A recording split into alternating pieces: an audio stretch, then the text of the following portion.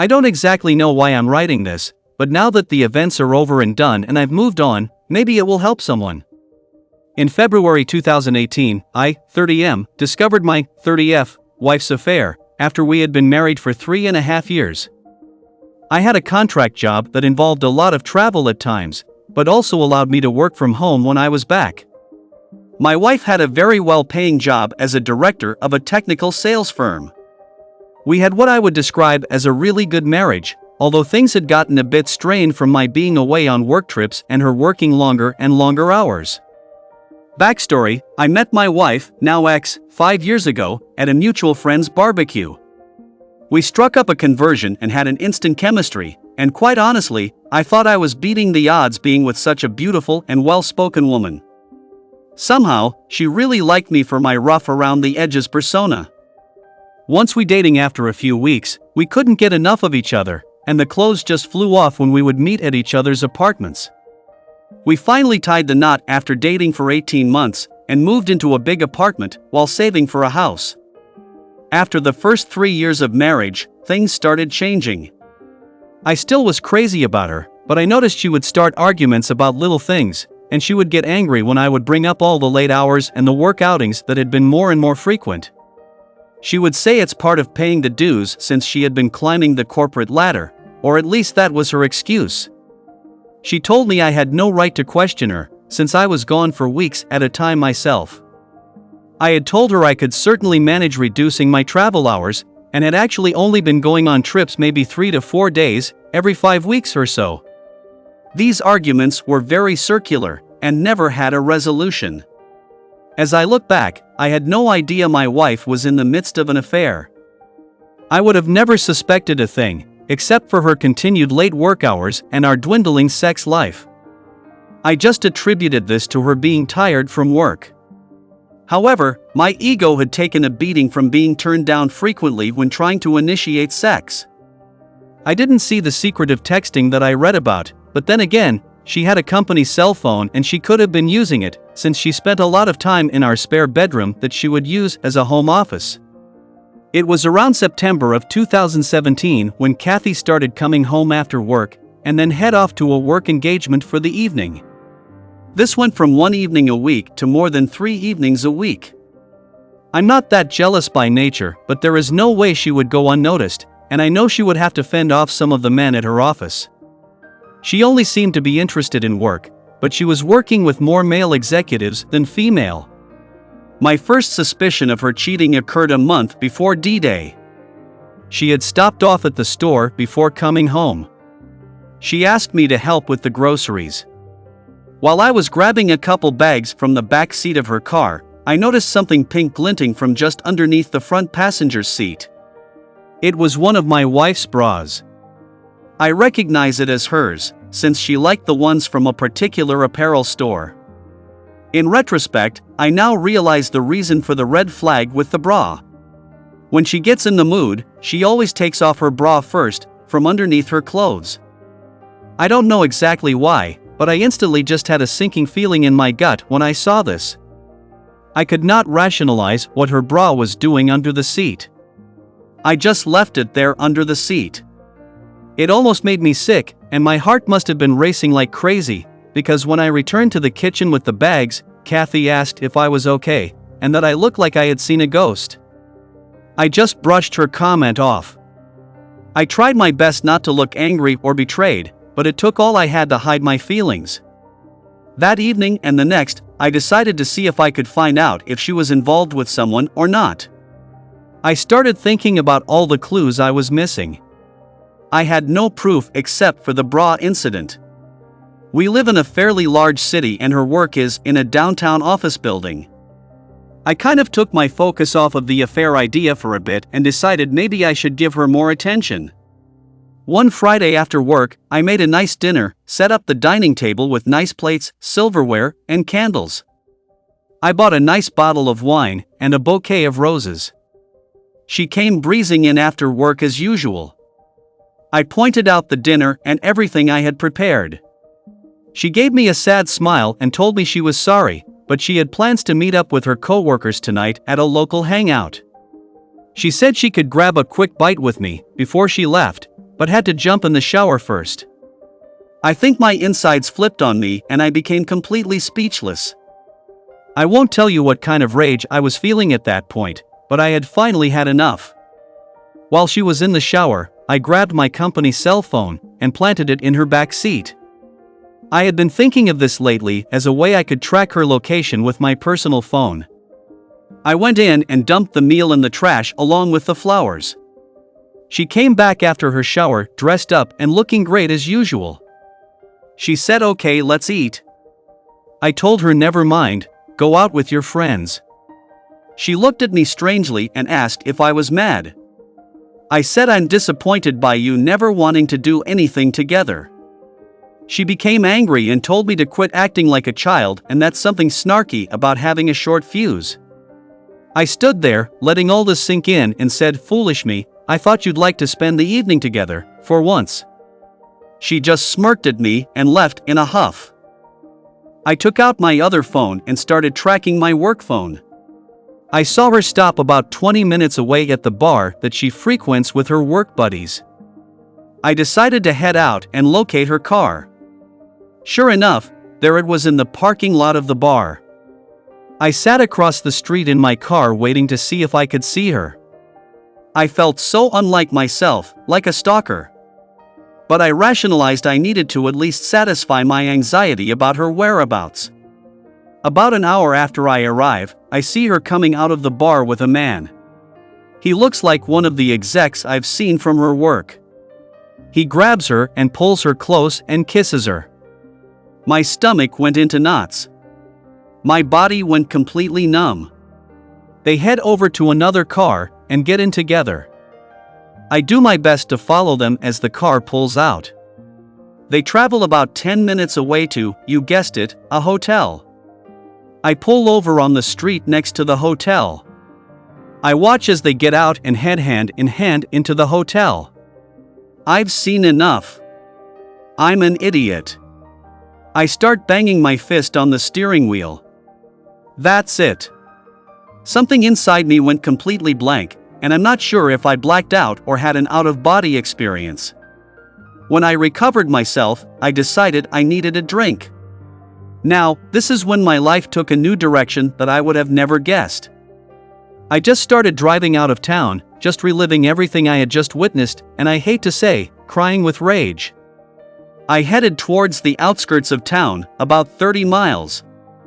I find a nice little bar and pull in. I find a seat at the bar and order a drink. I must have looked like death warmed over, because the bartender, female, mentioned that I look like someone took the wind out of my sails. I half smiled and said you could say that. A guy takes a stool next to me and starts up a conversation. I'm not in much of a mood to talk, but something about this guy just made me feel comfortable. We start talking and after a while, the subject of my wife cheating just tumbles out of my mind. How I just want to leave her and forget her. He looks at me and slaps me on the back. He says, "Buddy, you are not alone there. Happened to me a few years ago." I believe that sometimes, these things happen for a reason. And let me tell you, your life can now change either for the better, or the worse, it's entirely up to you at this point. Something about him saying this really shook me out of my glum mood. I mean, I know I'm hurting, but I have always been able to see things logically, and he is so right. Now we introduce each other. His name is Ray.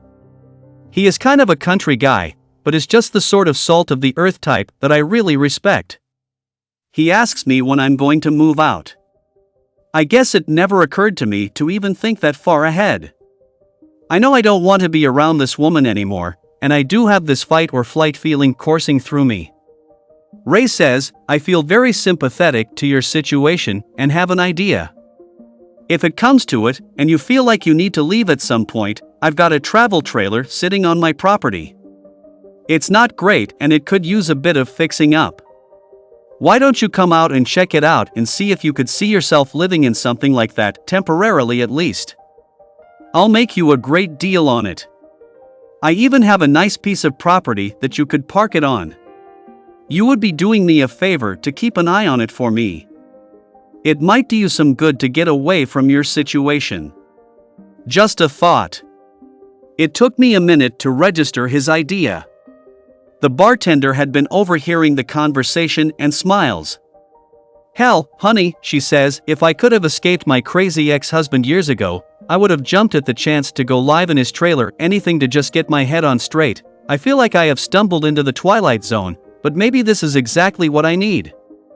I tell Ray, "Yes, I'll think about it and maybe check it out." We part ways after a bit and make plans to meet out at his place in a few days. I started to feel like I have a little bit of perspective and a chance for getting out of what I believe is a nightmare, mixed in with a heavy heartache. One thing is for certain, there is no way I'll ever want to be with my wife again. Cheating is such a vile thing to me and has always been the one thing that I believe I would never tolerate. I got home after Kathy that night and sat on the couch. Kathy came out and asked me where I'd been. I turned to her and asked her where she had been. She says, "You know, I went to grab drinks." I asked her point blank, "Are you having an affair?" She looks a little startled but regains her composure and says, "No, why would you ask me that?" I tell her I heard she may be involved with someone from work. She asks, "Who told you that?" I tell her someone that I know but would not divulge the name. She just tells me you are being ridiculous and that I'm drunk and delusional, and asks me where I have been. I tell her out to a bar to have some drinks with friends. She just stares at me, wanting to ask me more, but just heads back to our bedroom and goes back to bed. I decided to sleep on the couch, since I now have confirmation that she has been lying for months to me. I didn't sleep at all, and start picturing her with this guy in bed, and I'm disgusted and hurt and feeling sorry for myself. However, I start thinking about Ray's trailer. It is almost a revelation, and the idea of it just made me feel better. I must have something wrong with me, but with the pain I was in, the fight or flight mode just instinctively kicked in, and the flight part won me over. The next morning, we don't speak much and go about the weekend as if nothing had happened. A few days later, I made plans to meet up with Ray. I met up at Ray's place. He owns a nice ranch and the trailer is actually really nice, about 26 foot, and has all the necessities one needs to live in it. I had traveled with some friends in one back in college, during a spring break, and really enjoyed it. I make Ray an offer on it, and he agrees to the price. I practically steal it from him. He gives me directions to his ranch property and I drive over to check it out. It is beautiful. Full of trees, scrub brush, and it looks like there are nearby hiking and biking trails bordering it. It's near the foothills of some mountains, and Ray has a small shack on a hill overlooking the property, with water and electricity for the trailer available. Ray will pull the travel trailer to the site and set it up for me. I tried to get Kathy to come clean during the next few weeks, and all I get is gaslighting. I even point blank tell her that if I find out she is cheating, there is no going back. This has the opposite effect of driving her deeper into her affair fog, and blistering me in denials. The denial is so bad, it almost made me laugh. I have no physical proof of her cheating, and kick myself for not at least taking some photos of the two of them. As I go through this mental agony, I come to the conclusion that I want out of this marriage. Rather than let Kathy know how I feel about things now, I just start making plans. I started stealthily taking my belongings out of the apartment while she was at work, and moving them over to the trailer. This at least makes me feel like I'm taking action. I did notice a change in Kathy during this time, and has been acting nicely around me. But in my mind, too little, too late. As she continued her little company outings after work, I decided I too needed a break. In fact, as she was heading out for the evening, I also got dressed around the same time. She looked at me and asked where I was going. I just said I was meeting up with some friends. She started to ask, and I just told her she didn't know them and she wouldn't enjoy all the shop talk. This is exactly what she would tell me when I would ask if I could join her at one of her office outings. She kind of had a hurt look on her face and says, "Okay, have a nice time." I said I definitely would. Between working on the trailer, and meeting up with Ray at the bar, I have started to make more friends. In fact, it has led to some fun times with a great group of Ray's friends and family. And in case anyone asks, I decided I would moderate my drinking, so I don't develop any bad habits. It would be so easy to drown myself in pity. About this time frame, Kathy tells me she has to go on a trip for work the following week. I ask her who is all going and she tells me the executive team and some department heads. I just look at her and tell her I hope she has a really great time with her boyfriend. I kind of wish I hadn't said that. It started a lot of arguing back and forth. In a lot of ways, I wish I knew more about her AP, but as Ray put it to me, in the long run, it doesn't matter who the other guy is, it only matters that she decided to step out on you. She burned down the marriage, she can own it, or deny it, but facts are facts, brother. Damn, Ray should write this stuff down and publish it for the betrayed. About this time frame, Kathy tells me she has to go on a trip for work the following week. I ask her who is all going and she tells me the executive team and some department heads. I just look at her and tell her I hope she has a really great time with her boyfriend. I kind of wish I hadn't said that. It started a lot of arguing back and forth. In a lot of ways, I wish I knew more about her AP, but as Ray put it to me, in the long run, it doesn't matter who the other guy is, it only matters that she decided to step out on you. She burned down the marriage, she can own it, or deny it, but facts are facts, brother. Damn, Ray should write this stuff down and publish it for the betrayed. Her work trip provided me with the opportunity to move the rest of my stuff out completely, so after Kathy left for her trip, I gathered everything I had left of any value, and put it in my vehicle. I'm not taking any furniture or the like, so it's just clothes, and work computers and equipment. Before I left, I had written a note that I was going to leave for her, but after rereading it, I decided I would just make it simple. I grabbed a piece of paper, and wrote, I hope it was worth it. I placed my wedding ring on top of the note sitting on the kitchen table. I felt a huge weight come off of me. I felt free, no more hiding the truth. I know I will have some baggage to deal with, and some hurt to get over, but I have time to heal now. I just need some space, and need to get her out of my life as quietly and quickly as possible. I'm not proud that I never confronted her more or pulled a confession out of her. I never got to yell and scream and curse her after confessing. I had come to the conclusion in my mind that she didn't deserve me, she disrespected everything we had. Our future plans are history. We were saving for a house and a future family. All of that is gone now. No going back. I don't owe her a damn thing. She can deal with the fallout. Aftermath. I didn't have an agenda at all. I didn't contact a lawyer or anything.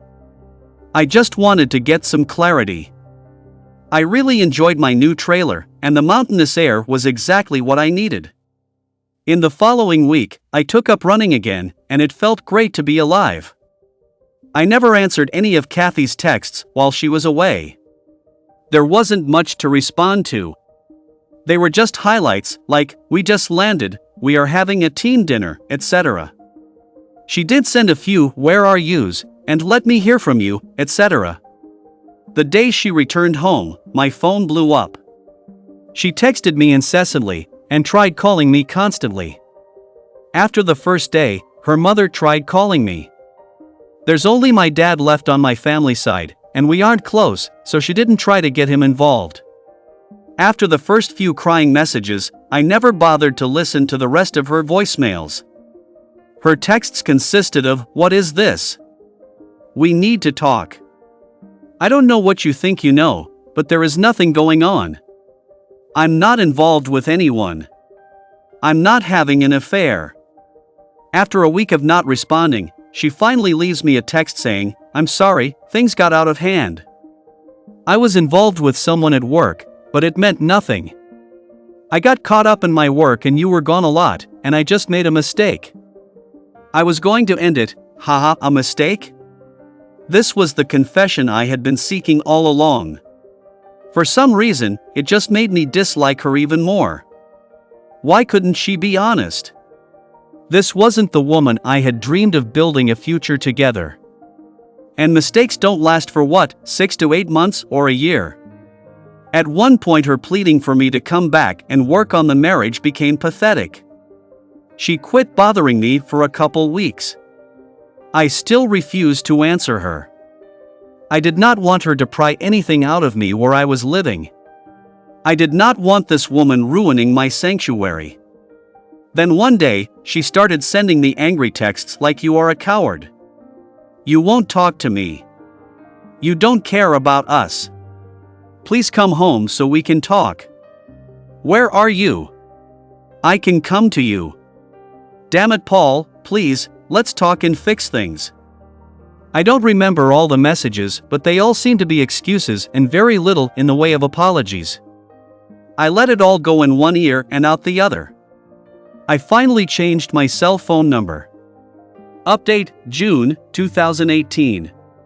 Kathy sent me an email telling me she had retained a lawyer and was filing for divorce. I sent her a reply that said, "Okay, sounds good." This resulted in a flurry of emails demanding I come see her, and so forth. She realized this wouldn't get her anywhere, and after a while, she just wrote that if I agreed to an uncontested divorce, she wouldn't bother me anymore. I agreed, and several months later, finally, I was truly a free man. I never had to see her after I left our apartment. No closure for either of us, but it seemed like that was more important to her than to me. For a few months, I did think of her sometimes, and yes, the pain would appear out of nowhere, like if I heard a song come on the radio that we used to listen to, etc. But eventually, I just stopped thinking about her. Update 2. Well, I am officially divorced. Things are really good now. As a matter of fact, I met a great girl.